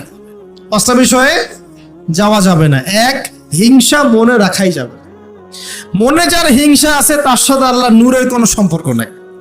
সে কোশ্চিন কালেও খিদির হতে পারবে না। তার বড় বড় ডিগ্রি থাকতে পারে, সার্টিফিকেট থাকতে পারে, মনে হিংসা দিয়ে ভর্তি, কোশ্চিন কালেও আল্লাহর নূর এবং মারিফত অর্জন করতে পারবে না, সম্ভব না। কলবুন সেলিম, বিশুদ্ধ কলব, অবনত চিত্তের কলব না থাকলে এটা সম্ভব নয়। অতএব হিংসা করবেন। এখন তো হিংসার যুগ। এখন তো ওই যে বললাম না, ছেলে মেয়ে হয়ে যাচ্ছে, মেয়ে ছেলে হয়ে যাচ্ছে। এখন মেয়েরা কিন্তু খুব একটা ঝগড়া করে না। মেয়েদের কথাবার্তাগুলো এখন ছেলেদের মতো। বাইরে বের হয়, রিক্সা ডাক দিবে, এই রিক্সা এদিকে আসো, এই সিএনজি এদিকে আসো। ওর গলার ভয়েসটা ছেলেদের মতো।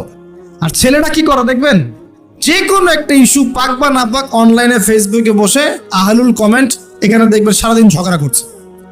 ঝগড়া করে করে করে লাস্টে বলবে যে আমিন না লিখে কেউ যাবেন না। এই হলো অবস্থা। দেখবেন ঝগড়াটা একটা স্বভাব ছেলেদের মধ্যে আসছে। ছেলেটা ঝগড়া করবে কেন? ছেলেরা মারামারি করে সরাসরি, নাকি? ছেলেরা কি ঝগড়া করে নাকি? দীর্ঘদিনের ইতিহাস পড়ে দেখেন না আপনি, পুরো ওয়ার্ল্ডের হিস্ট্রি ঘেটে দেখেন, দেখবেন ছেলেদের গায়ের ব্যক্তিত্ব ছিল না। যুদ্ধ বিগ্রহ করবে ছেলেরা, বক্সিং খেলবে ছেলেরা, জিম করবে ছেলেরা, মার্শাল আর্ট শিখবে ছেলেরা। ছেলেরা এগুলো করবে। ছেলেরা চুলকা চুলকি ঝগড়া করে নাকি? চুলাচুলি করে নাকি ছেলেরা। এখন দেখবেন ফেসবুকে ঢুকলেই ছেলেরা কিন্তু মেয়েলি ঝগড়া করে, দেখছেন, খেয়াল করছেন? দেখেন সাইকোলজিক্যাল পরিবর্তন হয়েছে, ছেলেটা মেয়ে হয়ে যাচ্ছে, মেয়েদের মধ্যে সাইকোলজিক্যালি ছেলেদের প্রভাব বিস্তার হচ্ছে। অতএব হিংসায় যায় না, এটা হিংসার যুগ। হাবিল হন, কাবিল হয়েন না। আপনি হাবিল হন, কাবিল হতে চায় না। কারণ কাবিলের আমল নামায় নবী সাল্লাল্লাহু আলাইহি ওয়াসাল্লাম বলেছেন কিয়ামত পর্যন্ত যত মানুষ খুন হবে, হাদিসটা শোনেন, কিয়ামত পর্যন্ত যত মানুষ খুন হবে সমস্ত খুনের একটা পাপের অংশ কাবিলের আমল নামায় যুক্ত করা হবে। কারণ কি? কারণ পৃথিবীর ইতিহাসে সেই প্রথম খুনের সিলসিলা চালু করেছিল, সে তার ভাই হাবিলকে হত্যা করেছে। হাবিল কাবিলের এই সুন্নত এখন নাই, আছে? মুসলিমদের মধ্যে দেখবেন বহু কাবিল ঘুরে বেড়াচ্ছে, আছে না? হাবিলের সুখ ওর ভালো লাগছে না, হাবিলের উন্নতি অগ্রগতি ওর পছন্দ হচ্ছে না, হাবিলের কুরবানি আল্লাহর কাছে কবুল হচ্ছে, ও সহ্য করতে পারছে না, এই জন্য সে কাবিল হয়ে গেছে। এরকম কাবিলের সংখ্যার অভাব নাই তো পৃথিবীতে। আমি বারবার বলছি যে ভিতরের শত্রু চেনা খুব ডিফিকাল্ট, বাইরের গুলো চেনা যায়।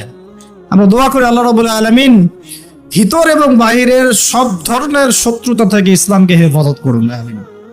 এবং যারা দুনিয়ার স্বার্থে ইসলামের বিরুদ্ধে শত্রুতা করবে, আল্লাহ পাক ওদের শিকড়টা উপড়ে ফেলে দেন। সামনে যান। 1 নাম্বার কি রাখা যাবে না?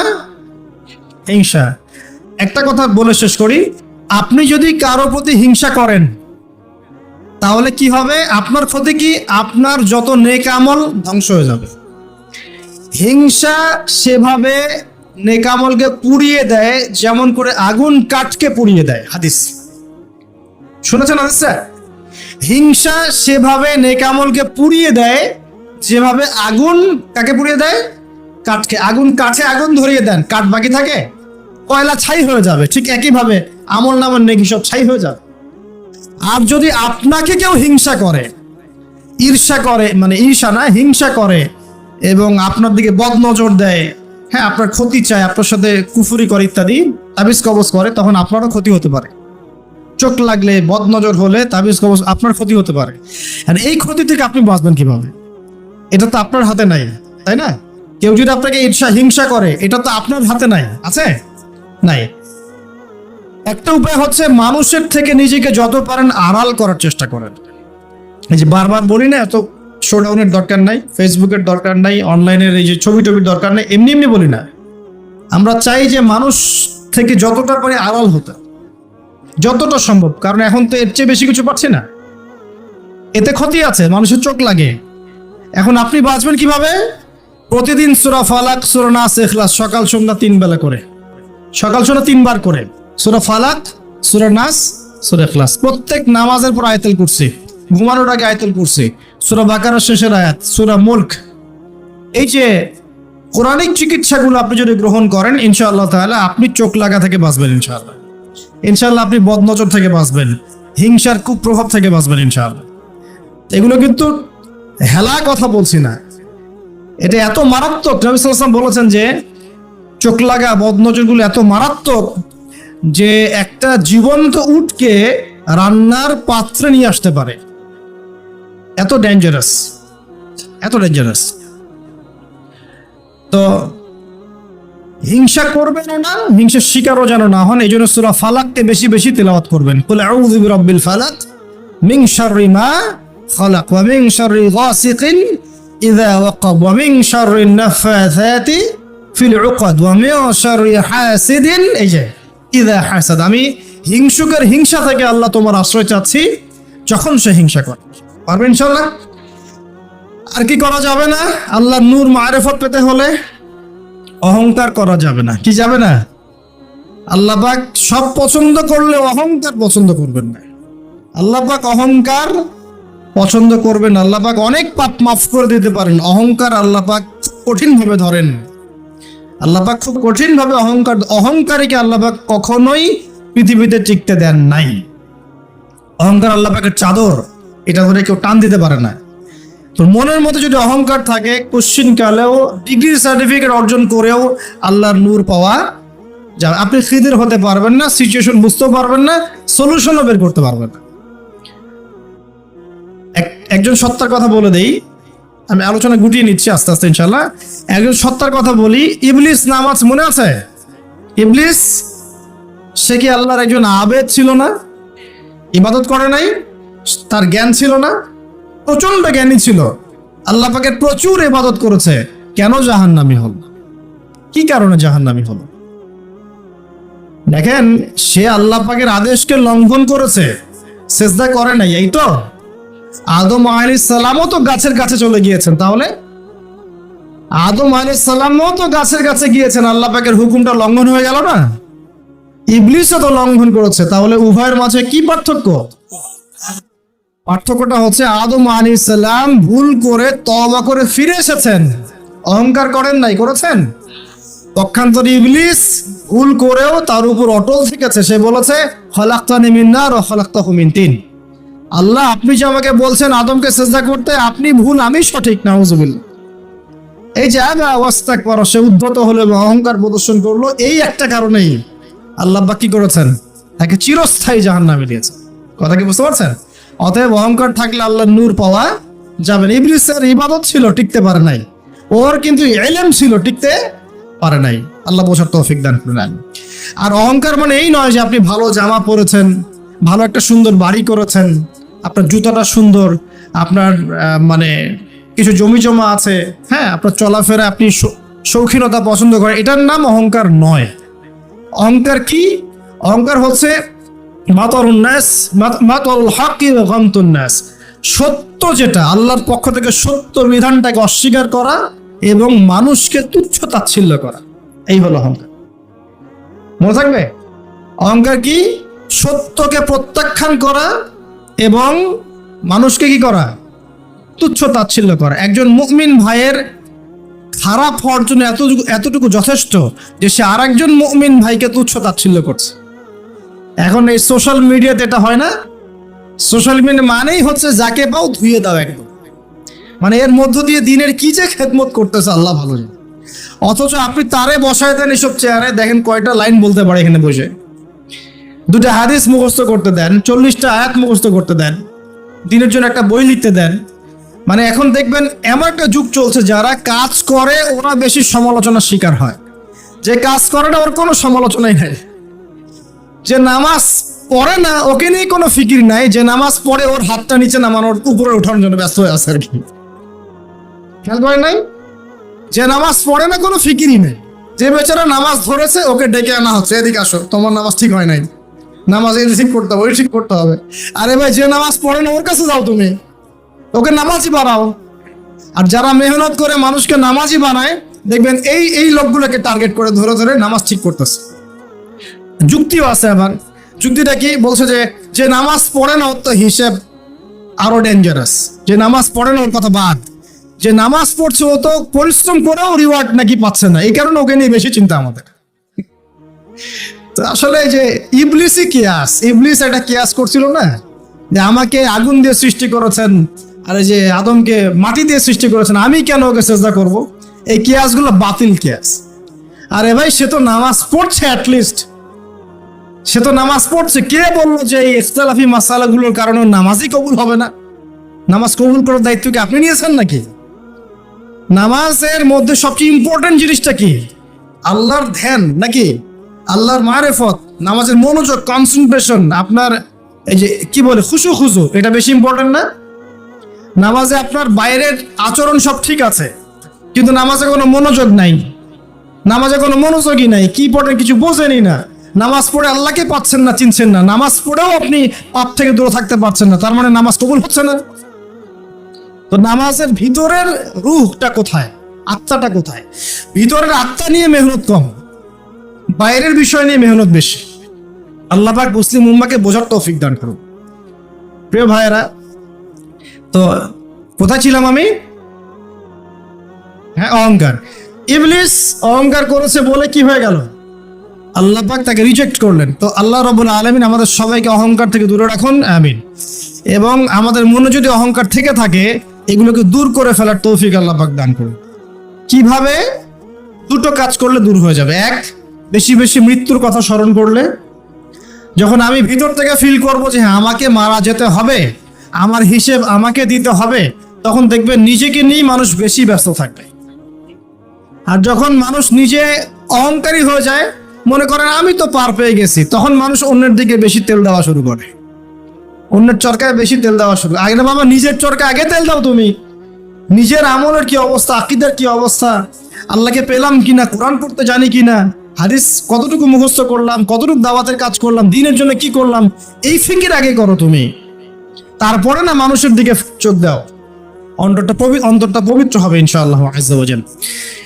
হিংসা করা যাবে না আল্লাহ নূর পেতে হলে, অহংকার করা যাবে না। 3 নাম্বার একটা জিনিস বলে দেয়, কি করা যাবে না? কাউকে অপবাদ দেওয়া যাবে না।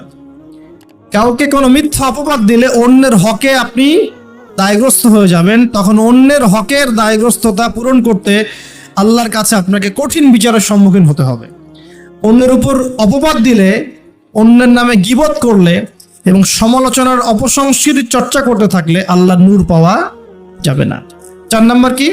4 নাম্বার পরশ্রী কাতরতা। অন্যের সুখ দেখে, উন্নতি দেখে, অগ্রগতি দেখে আপনার সহ্য হয় না, জলে। ঠিক আছে, এইরকম মিন মাইন্ডেড মানে ছোট লোকের মনোভাব থাকলে কোশ্চিন কালে নূর কলবে আসবে না। আর 5 নাম্বারটা হচ্ছে মানুষের প্রতি দয়ালু হতে হবে। কি হতে হবে? দয়ালু। দয়ালু মানে কি? যে সবাইকে আগে নিজের ভাই মনে করতে হবে। একজন ব্যক্তি পলিটিশিয়ান হোক, মিলিটারি সেক্টরে থাকুক, পুলিশ হোক, বিজিবি হোক, আনসার হোক, সাধারণ মানুষ হোক, যুবক যুবতী, কিশোর কিশোরী যেই হোক, এদেশের সবাই আমার আপন ভাইয়ের মতো, সবাই আমাদের ভাই, সবাই মুসলিম ভাই।